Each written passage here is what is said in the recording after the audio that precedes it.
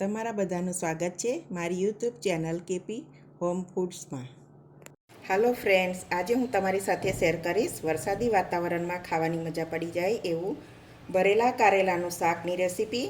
તો આ શાક ખાવામાં એટલું ટેસ્ટી અને ઘરમાં રહેલા મસાલા સાથે તૈયાર કરી શકાય એવું. તો ચાલો આપણે રેસીપી શરૂ કરીએ. સૌથી પહેલાં આપણે ખાયણી લઈ લઈશું. એમાં લસણની કરી, અડધી ચમચી જેટલું જીરું, 1 ચમચી લાલ મરચું અને થોડું મીઠું લઈ લઈશું. હવે આપણે એને ખાંડી લઈશું.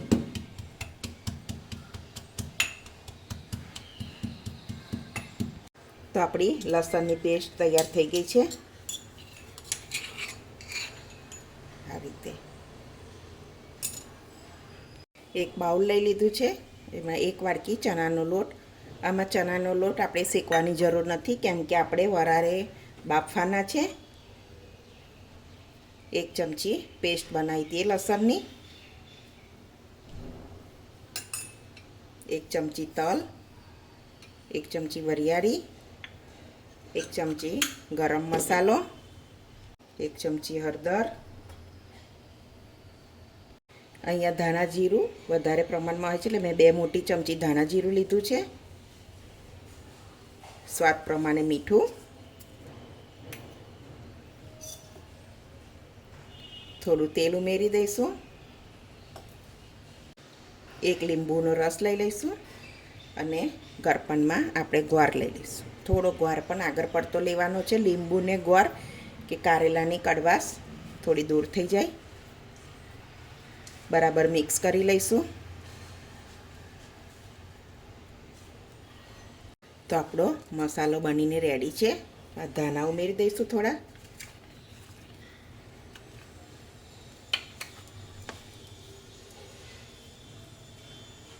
તો અહીંયા મેં વજનમાં 250 ગ્રામ કારેલા લઈ લીધા છે. કારેલાને આપણે ઉપર નીચેથી કટ કરી લઈશું અને પિલરની મદદથી આપણે કારેલાને આ રીતે ઉપરથી છોલી લેવાના છે. તો આપણે બધા જ કારેલા આ રીતે તૈયાર કરી લઈશું.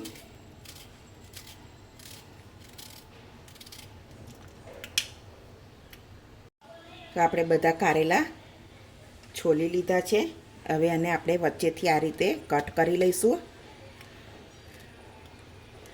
તો એના બિયા બહુ કુમળા છે એટલે ના કાઢીએ તો પણ ચાલે, પણ જોઈ લેવાનું કે સડેલું કે કીડા બીડા છે નહીં, એ રીતે ચેક કરી લેવાનું.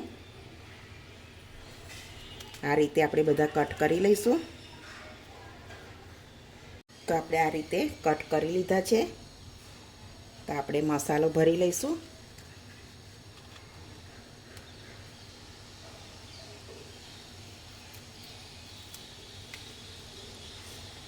આ રીતે આપણે મસાલો ભરી લેવાનો અંદર.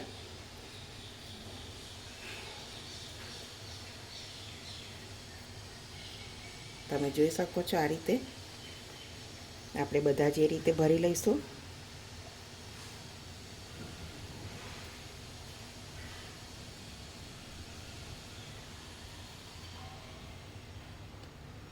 તો આપણે બધા જ કારેલા આ રીતે ભરીને રેડી કરી લીધા છે. તો આપણે આ રીતે કુકર લઈ લીધું છે. કુકરની અંદર આ રીતે આપણે એક મારો મૂકી અને આપણે બધા કારેલા ગોઠવી દેવાના છે.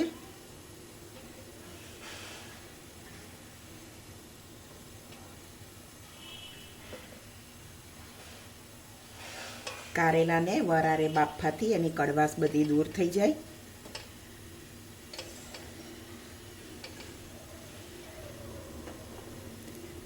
આ રીતે આપણે બાફી લેવાના. ઢાંકણ બંધ કરી અને 4 થી 5 વિસલ કરી લઈશું. આપણે એક જાડા તળિયાવાળી કઢાઈ લઈ લઈશું. એમાં આપણે 4-5 ચમચી જેટલું તેલને સરસ ગરમ થવા દઈશું.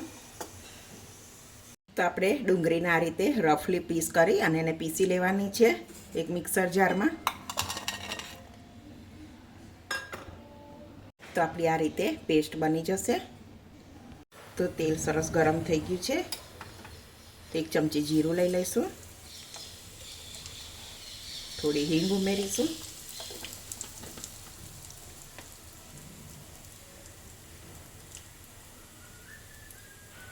હવે ડુંગળી ઉમેરી લઈશું.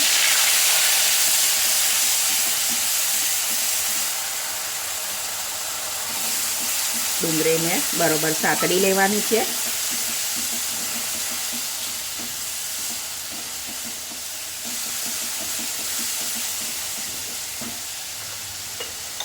થોડું આપણે મીઠું ઉમેરી લઈશું ડુંગળીનું, કે ડુંગળી સરસ રીતે બ્રાઉન કલરની થઈ જશે. ડુંગળી સરસ શેકાઈ ગઈ છે. આપણે ટામેટાં ઉમેરી લઈશું. એક ટામેટું લઈ લીધું છે, એને પણ આ રીતે આપણે શેકી લઈશું સરસ.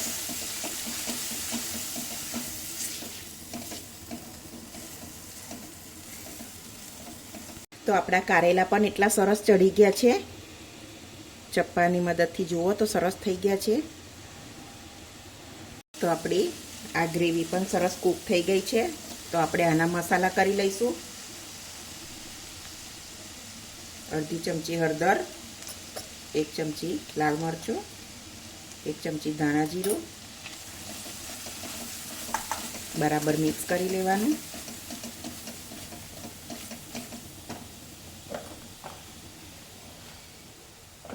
બે ચમચી જેટલો આપણે ગોળ લઈશું. થોડો લીંબુનો રસ, બરાબર મિક્સ કરી લેવાનું.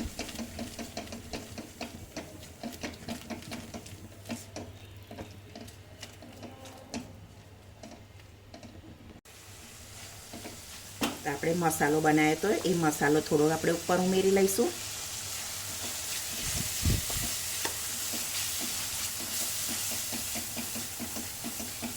થોડો મસાલો પણ શેકી લેવાનો, કે લોટ કાચો હતો એટલે મસાલો સરસ લોટ શેકાઈ જાય ચણાનો.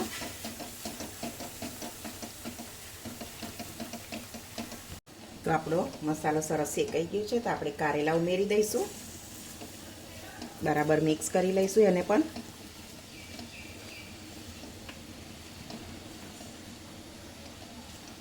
થોડું આપણે પાણી ઉમેરીશું, તો એનાથી ગ્રેવી થોડી સરસ પાતળી ને એવી થાય.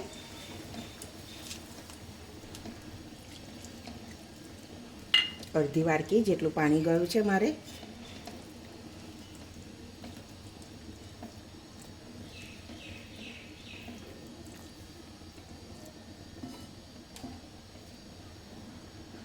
તો આપણે એને ઢાંકીને 5-1 મિનિટ જેવું એને થવા દઈશું. તો આપણું સરસ રેડી થઈ ગયું છે વરસાદી સિઝનનું ભરેલા કારેલાનું શાક. તો આપણે હવે એને રોટલી સાથે સર્વ કરી લઈશું. તો વરસાદી સિઝનમાં ભરેલા કારેલાનું શાક જરૂરથી એકવાર ટ્રાય કરવા જેવું છે. તો તમને આ મારી રેસીપી ગમતી હોય તો મારા વિડીયોને લાઈક કરજો, તમારા ફ્રેન્ડ અને ફેમિલીમાં શેર કરજો. તો હવે મળીશું એક નવી રેસીપીમાં. ત્યાં સુધી બધાને જય સ્વામિનારાયણ.